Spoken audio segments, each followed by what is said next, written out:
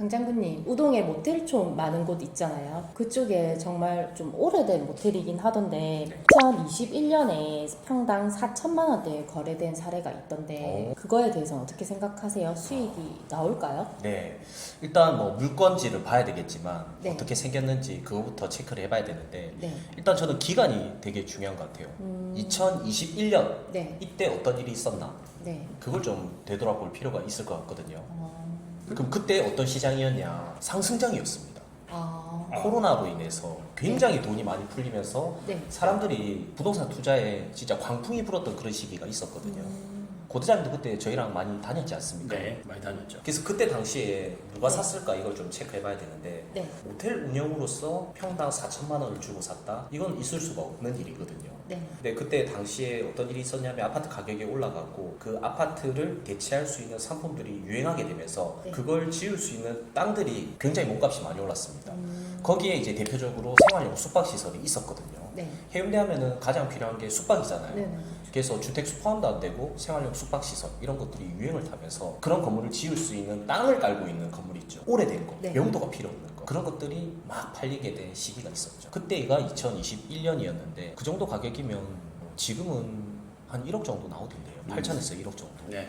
괜찮은 가격인 것 같습니다. 어, 시행사에서도 사업성이 나오니까 매매를 했을 거고. 이때 2021년 당시 평당 4,300 정도의 거래가 됐었는데 저렴한 편인가요? 아니면 비싼 편이라고 봐야 될까요? 일단 가격 비교를 하기 위해서는 그 지역에 제일 좋은 자리를 봐야 되거든요. 근데 2021년 당시에 제일 좋은 라인에 평당 2억 이상 거래된 게 있어요. 거기를 이제 군암로라고 하는데 거기는 뭔가 시행을 하거나 새롭게 건물을 짓기 위해서는 수지 타산이 안 나온단 말이죠. 네. 100평을 매매해도 몇백억이 들어가니까. 그러면 이제 상대적으로 건설사나 시행사들은 뒷블럭을 많이 봅니다. 뒷블럭은 입지가 다소 떨어지다 보니까 가격이 저평가될 수밖에 없어요. 그래서 보통 우리가 어디 지역을 가더라도 메인 대비 뒷블럭은 50%에서 40% 정도 가격 책정을 하는데 그것 대비 평당 4천만 원대면 거의 5분의 1 가격이니까 되게 괜찮지 않을까 이렇게 생각이 드는데요. 고 대장님은 어떻게 생각하시나요? 21년도에 네. 이제 아파트 규제를 계속 하다 보니까 이 유동 자금이 생활용 숙박시설, 지식산업센터, 뭐 오피스텔, 비아파트로 자금이 많이 흘렀거든요. 네. 이 자리가 이제 숙박시설 하기 좋은 상권이에요. 그래서 낡은 모텔들을 건설사가 사가지고 부시고 생활용 숙박시설로 짓고 분양을 하던 이런 식인데 그래서 모텔들이 좀 대거 매집이 돼서 이제 분양을 딱 하고 있었는데 이제 시간이 지나서 보니 그때가 고점이었던 거죠. 네, 그래서 그때 당시로는 이제 시세가 계속 올라가지고 4천만 원대에 거래가 됐었지만 네. 22년, 23년, 24년 점점 이제 안 좋았죠. 그러다가 25년도, 26년도 들어서서 부산이 이제 주택 시장이 조금씩 하락이 되고 있고 26년에는 생활용 숙박시설에 대한 규제도 완화시켜 주고 있거든요. 네. 그러다 보니까 또 최근에는 어떠냐면 가격이 평당 요 동네가 1억이 넘거든요. 그래서 4천만 원대 어떻게 보면 고점에 좀 잘못 산 걸 수도 있고 뭐 이거를 예상했다고 잘 산 거지만 지금 와서 보면 최소 시세가 한 8천에서 많게는 1억 2천까지 하니까 결론적으로 잘 사게 된 거죠. 이게 대지가 178평이던데 네. 평당 1억만 잡아도 178억 아니에요. 네네. 근데 샀을 때 당시만 하더라도 78억에 샀으니까 100억의 시세 차이 생겼다고 봐야 되죠.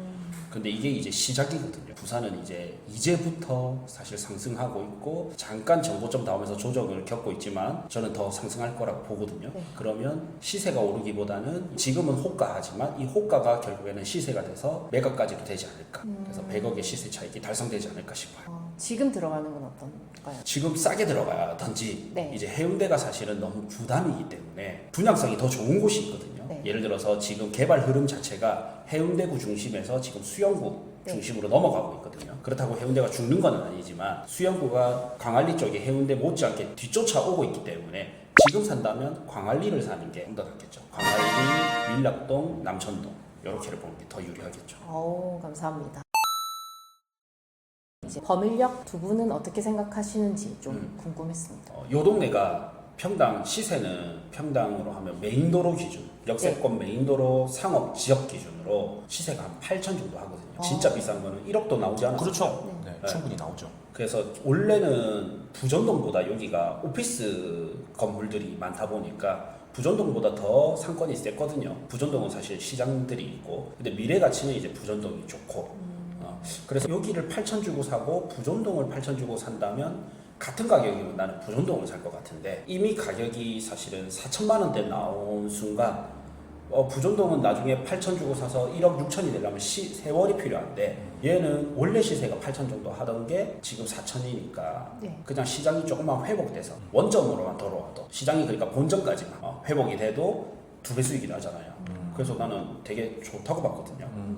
이 뒤에 지금 개발되고 있잖아요. 그 범일 몇 구역이더라? 많아요. 이 주변으로 해서 네. 지금 이제 범일동 자체의 개발은 범일 2구역도 있긴 한데, 조금 더 크게 보면 조금만 밑으로 내려가면 북항 재개발 2가 연계가 되어 있거든요. 근데 그게 시간이 좀 걸리겠지만 일단 그 주변으로 해서 개발은 되고 있습니다. 하버시티 들어왔고요. 그다음에 이번에 서밋 지어지면서 완판이 됐죠. 그리고 주변에 좌천 범일 통합 2구역이라고 해서 재개발도 예정되어 있고, 그리고 문현동도 개발이 상당합니다. 문현 3구역, 1구역, 그 다음에 초기 가칭으로 되어 있는 개발도 3개나 잡혀 있어요. 그리고 범일동에 뭐 매입 시행 방식으로 개발되는 것도 있고, 이게 이제 결론적으로는 미래의 인구 유입이라는 거죠. 미래의 인구가 유입되면은 이 대로변의 건물들은 절대 가만히 안 있습니다.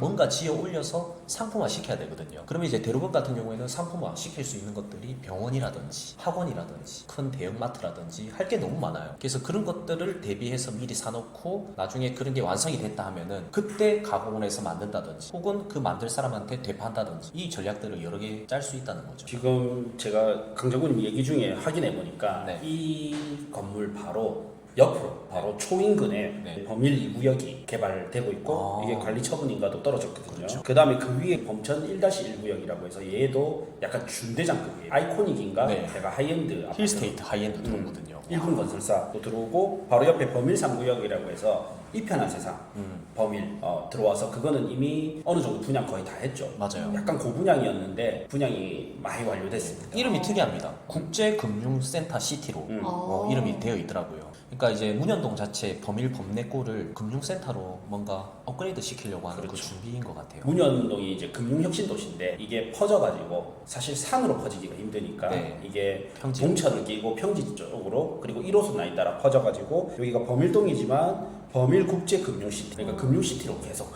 금융시티 벨트처럼 네. 만드는 거죠. 그리고 그 바로 옆에는 이제 이마트를 끼고 문현역과 국제금융센터역 사이에 이제 문현 1구역이 들어오는데, 얘가 완전 대장이거든요. 이마트랑 초역세권이랑 그다음에 초등학교, 하천, 이게 다 가까이 있단 말이에요. 평지이고 예. 맞죠. 그래서 얘가 들어오면 지각 변동이 좀 일어나죠. 이때까지는 문현동 하면 아파트로 따지면 약간 대연동보다는 아래 느낌이었는데, 이게 들어오고 나면 이제 거의 대연동 턱밑까지, 혹은 대연동과 유사 급지까지도 좀 올라갈 수 있겠죠. 네. 근데 보니까 거의 대형 건설사만 들어오는 것 같아요. 힐스테이트도 현대건설이고, 그 다음에 이제 롯데 들어오고 있고요. 그 다음에 방금 말씀하신 문현 1구역도 자이 들어오거든요. 그리고 또 좀만 올라가면은 더샵 들어오고, 전부 다 대형 건설사네요. 그렇네요. 푸르지오도 들어오고. 문현 1구역 자이네요. 자이예요. 네. 자이 뭐 이름도 그랑시티인가? 예, 이쁘다. 이름도 IFC 자이 더 스카이. 와, 길다. 예쁘다. 이름도 딱 사람들이 좋아할 만하게 네. 딱 들어오고. IFC 자이. 그리고 부산에서 연봉 제일 높은 동네가 어딘지 아세요? 문현동이거든요. 그렇죠. 아마 이제 문현동 사람들이 직주 근접을 원하면서도 프리미엄이 빠지지 않는 사람, 이런 사람들은 문현 1구역 여기 자이에 들어올 거다 들어오겠네요. 그럼 지금은 다 대연동 남천동 가 있어요. 지금은 그렇죠. 대연동에도 많고, 또 일부 서면 아이파크 이런 데도 빠지고, 또 일부는 사실 촉진에도 들어오겠죠. 무련에 그리고 강력한 것들이 막 들어오기 시작하면은 일부 수요는 흡수가 되긴 되겠다 맞죠? 네, 저는 이제 제2의 연양 라인을 이쪽으로 보고 있어요. 연양 라인이 연산동과 양정동의 딱 그 사이에 같이 포함돼서 한 6천 세대가 들어왔잖아요. 네. 여기도 문현동, 범일, 범내 해가지고 그 이상급의 세대수가 새로 들어오거든요. 그리고 기존의 상권도 있었고, 사실 연양 라인은 기존 상권은 약했단 말인데, 여기는 기존에 좀 활성화됐던 데서 좀 침체됐다가 다시 들어. 조방 상권